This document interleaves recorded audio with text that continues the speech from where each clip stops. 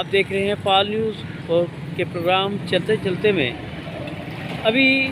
یہ میجر کرم شہید یادگار جو ہے جو اس کے ساتھ جو فلتھ ڈپو بنایا گیا تو پہلے چھوٹا تھا اب اس کو بڑا کر کے بنایا گیا ہے، لیکن یہ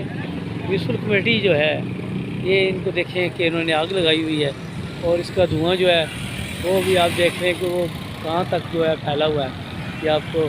دکھائی دے رہا ہے۔ لمحہ فکریہ یہ ہے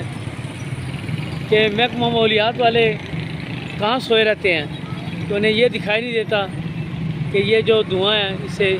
جو پولوشن ہو رہی ہے اس کو کنٹرول کس نے کرنا ہے۔ ڈپٹی کمشنر صاحب سے بھی مطالبہ ہے کہ میونسپل کارپوریشن کو پابند کیا جائے کہ وہ گندگی کے ان ڈھیروں کو آگ نہ لگائیں بلکہ ان کے لیے مناسب کام کریں۔ میں ہوں آپ کا میزبان اشتیاق پال، پال نیوز، جہلم۔